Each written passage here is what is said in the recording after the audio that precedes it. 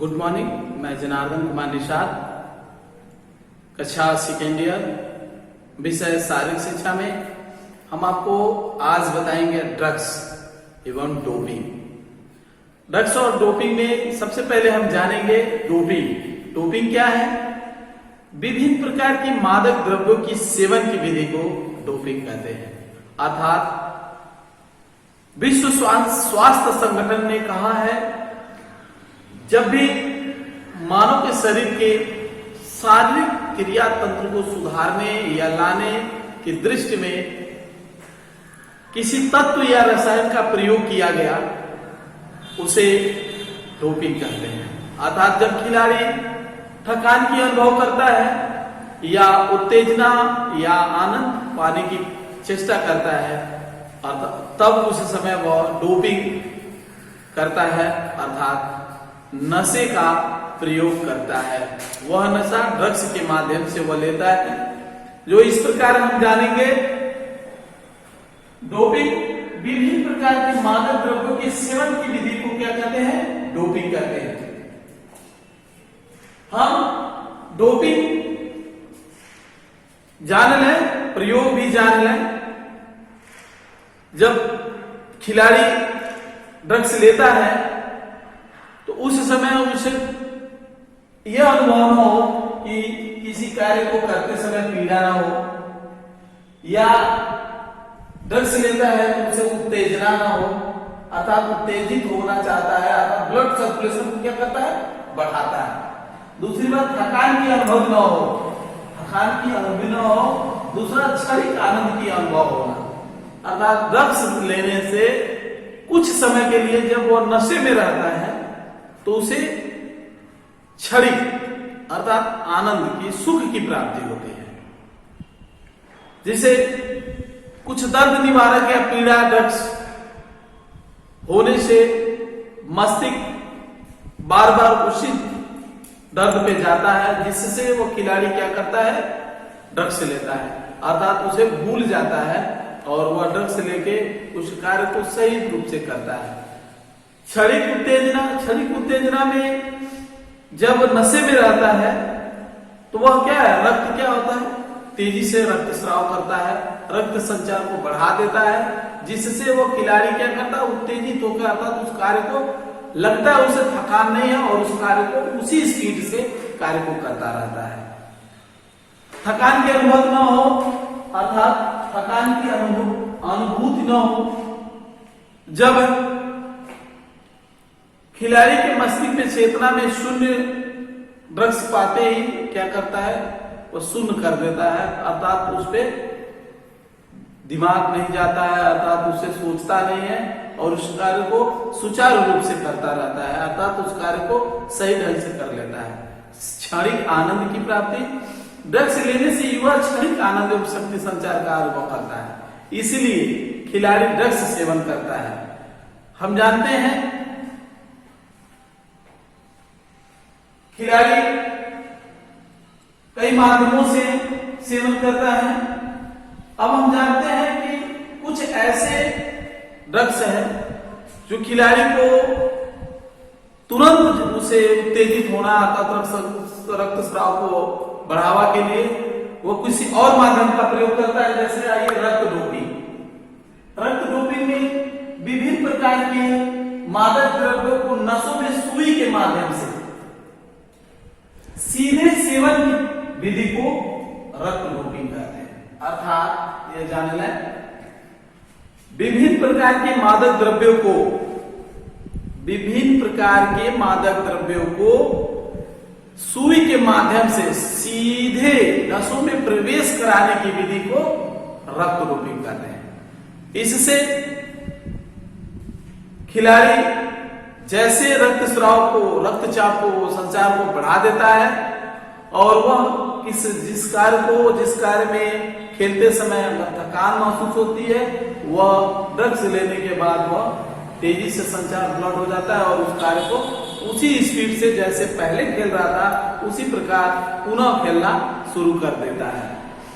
जो कि ये हमने बार बार आपको दर्शाया है, पीड़ा या दर्द की अनुभूति न हो, अर्थात डोपिंग और रक्त डोपिंग, अर्थात ये दोनों मादक द्रव्यों को अर्थात ड्रग्स लेने से इनमें दोनों वही कार्य करता है जो रक्त संचार को क्या करता है, खिलाड़ी के रक्त संचार को बढ़ा देता है।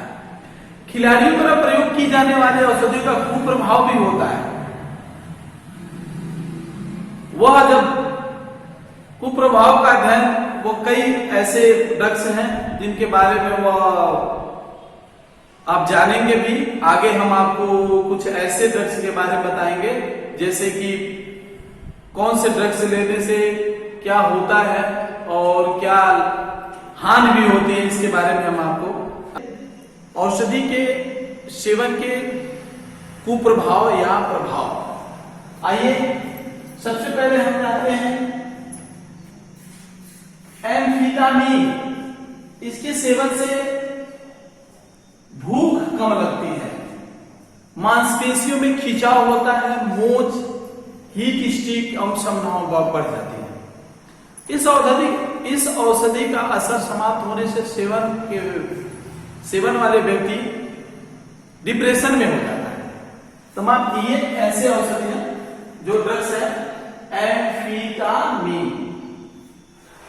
दूसरे में आइए हम देखते हैं एनाबोटिक स्टेरॉइड। एनाबोटिक स्टेरॉइड में जब हम सेवन करते हैं इसका कुप्रभाव क्या पड़ता है, एयर ड्रग्स का गुर्दा क्षतिग्रस्त हो जाता है, अर्थात उसमें विकार उत्पन्न हो जाती है, कमजोरी हो जाती है, शारीरिक वृद्धि रुक जाती है, मानसिक तनाव होने लगता है और इससे प्रजनन तंत्र पर बहुत प्रभाव पड़ता है। महिलाओं में पुरुषों के लक्षण विकसित हो जाते हैं। मेरे प्यारे बच्चों, एनाबोटिक स्टेरॉइड से अर्थात ये ड्रग्स है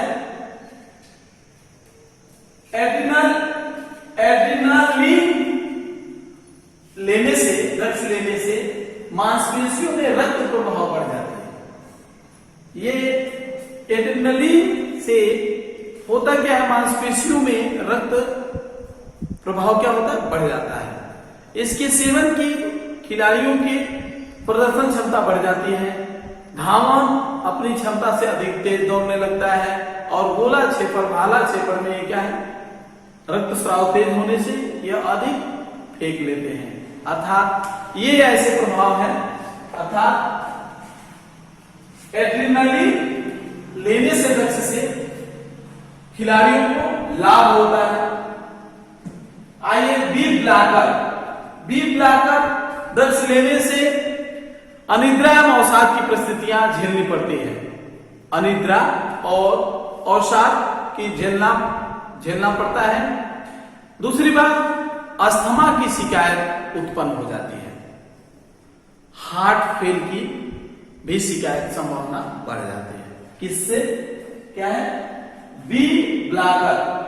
और उसके बाद हम नारकोटिक्स, रक्तचाप कम हो जाता है और चिड़चिड़ापन होना लगता है। नारकोटिक्स ये ड्रग्स ऐसे हैं, इसको लेने से क्या होता है, नारकोटिक्स लेने से क्या होता है, मानसिक विकार उत्पन्न हो जाती है, मानसिक भ्रांतियां अवसादें उत्पन्न हो जाती हैं, चिड़चिड़ापन हो जाता है, शारीरिक विकार उत्पन्न हो जाती है, चोट की संभावना बढ़ जाती है, अर्थात आप कमजोर हो जाते हैं।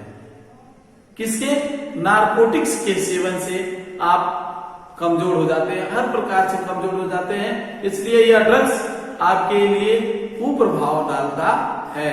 अब आइए हम देखते हैं दूसरे कुप्रभाव में, हम प्रभाव में आते हैं स्टिम्युलेटेंट्स। इससे रक्त में पानी की कमी हो जाती है, रक्त में पानी की कमी होता है, रक्त परिसंचरण कम हो जाता है।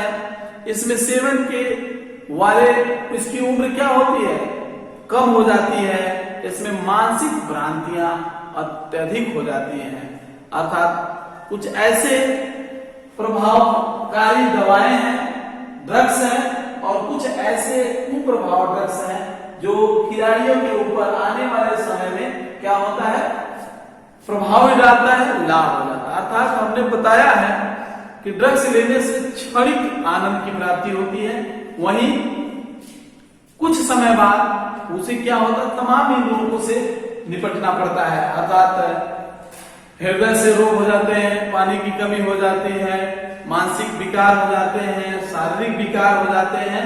ये सब क्या है? ड्रग्स लेने से होते हैं। अर्थात हमें हमेशा ये ध्यान देना चाहिए, ड्रग्स लेने के साथ साथ कौन से दवा, कौन सा ड्रग्स लेने से हमारे शरीर, हमारे हार्ट, हमारे मानसिक तौर पे क्या क्या लाभ होता है, क्या क्या हानियां होता है। अब हम आपको ड्रग्स के बचाव के, मादक द्रव्य के बचाव के बारे में आपको बताएंगे। मादक द्रव्यों के व्यसन बचाव के उपाय भी बताएंगे। आइए सबसे पहले हम जानते हैं शिक्षण संस्था तथा विद्यालय की भूमिका। एक बालक के नैतिक व्यवहार और आचरण व्यवहार और नैतिकता के साथ साथ उसके शिक्षण संस्था अर्थात विद्यालय की भूमिका सर्वप्रथम माना गया है। बच्चों के दुर्व्यसन से रोकने और शिक्षण संस्था की महत्वपूर्ण भूमिका, इसके लिए शिक्षण संस्था सबसे ज्यादा महत्वपूर्ण पाठ्यक्रम तैयार करती है। उसके साथ की जो शिक्षा होती है, उसकी पढ़ाई जो होती है, किस प्रकार होती है, क्या सहभागी है, क्या कुप्रभाव है या प्रभाव है, उस बच्चे पे प्रभाव डालता है। विद्यालय में साहित्यिक सांस्कृतिक कार्यक्रमों का आयोजन किया जाना, जैसे लेखन प्रतियोगिता, भाषण प्रतियोगिता, वाद विवाद, ये चित्रकला, नाटक, संगीत आदि सुव्यवस्था होनी चाहिए। योगाभ्यास होनी चाहिए, व्यायाम होनी चाहिए, ये भी एक विद्यालय की भूमिका है। और समाज सुधारक के कार्यक्रम आयोजित किए जाए, जिसमें बालक की सहभागिता होनी चाहिए, सुनिश्चित किया जाए कि वह किस पात्र का और किस पात्र को सहगामी कर रहा है, अर्थात कौन से नाटक में उस कौन से पात्र को वह चरित्रार्थ कर रहा है। इसके बाद विभिन्न प्रकार के आंतरिक बाह्य खेल कूद की भी व्यवस्था की जानी चाहिए। बालक के अंदर जूडो, कराटा, तैराकी आदि प्रशिक्षण देना चाहिए। राष्ट्रीय सेवा NSS, राष्ट्रीय बाल सेवा NCC, स्काउटिंग, गाइडिंग आदि उचित प्रशिक्षण होना चाहिए। बालक के स्वास्थ्य की नियमित जांच होनी चाहिए। ये तमाम ऐसे हैं जो बचाव, बालक के ड्रग्स के सेवन के बचाव के उपाय हो सकते हैं। अर्थात नैतिक, चारित्रिक, व्यवहारिक गुण उसमें शिक्षण संस्था के द्वारा ही प्राप्त होती है। अब आइए हम दूसरे पे आते हैं, समाज की भूमिका। समाज की भूमिका उस बालक के प्रभाव पे क्या डालता है। बालक एवं युवाओं के पथ भ्रष्ट करने में समाज की कम उत्तरदायी नहीं है। सामाजिक गतिविधियों का बालक के व्यक्तित्व पर बहुत गहरा प्रभाव पड़ता है। सामाजिक कार्यकर्ता, डॉक्टर, बुद्धिजीवी, नेता, पुलिस प्रतिनिधि मिलकर डॉक्टर परस्पर समन्वय विचार विमर्श करते हैं, ऐसी ही योजनाएं तैयार करते हैं जिससे युवाओं में, बढ़ते युवाओं के क्रम में दुर्व्यसन ना हो, कुप्रभाव ना हो। इसके अंतर्गत वह देखता है, बालक सोचता है कि क्या हम जिस पथ पे जा रहे हैं वह सही है या गलत है।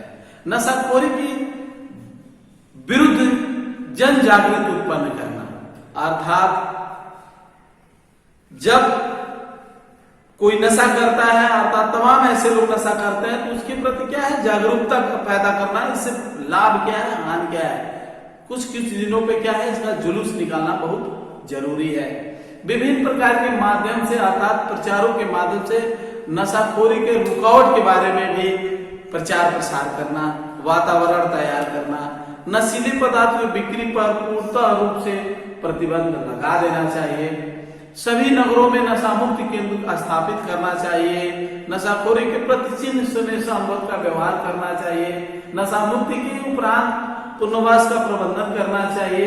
ऐसे तमाम नशा मुक्ति के लिए उपाय हैं जो समाज की भूमिका पर निर्भर की जाती है, अर्थात उस पर प्रभाव डालता है। आइए हम परिवार की, अब हम तीसरा देखते हैं, परिवार की भूमिका। परिवार की भूमिका पे हम ये भी जानते हैं, सबसे पहले बालक के सर्वांगीण विकास के साथ साथ उसके परिवार का सबसे बड़ा प्रभाव डालता है। पारिवारिक अहम भूमिका होती है, क्योंकि बच्चे के व्यक्तित्व भविष्य निर्माण परिवार का महत्वपूर्ण भूमिका होती है। क्योंकि बच्चे परिवार का स्नेहविहीन होने के कारण, अलगाव होने के कारण, दुराव होने के कारण, तनाव मुक्त होने के कारण, तनावपूर्ण उनकी आदतें क्या हो जाती है, खराब हो जाती हैं, जिससे वह ड्रग्स लेने के आदी हो जाते हैं। जब एक परिवार से बालक या एक व्यक्ति अलग होता है तो वह जब पीड़ा में होता है तो नशा लेने के आदी हो जाता है। ऐसे में उसे अपने स्नेह देना अति आवश्यक है। मेरे प्यारे बच्चों, हमने आपको पहले भाग में ड्रग्स डोपिंग के बारे में बताया, दूसरे भाग में आपको हमने औषधि के बारे में बताया, जो ड्रग्स लेने हैं प्रभाव क्या है, और तीसरे भाग में हमने बताया कि शिक्षण संस्था, समाज की भूमिका और परिवार की भूमिका एक बालक के सर्वांगीण विकास अर्थात बचाव के कारण होते हैं। अर्थात मेरे प्यारे बच्चों, अब हम आपको अध्याय ये समाप्त करते हुए अध्याय 4 पे चलेंगे।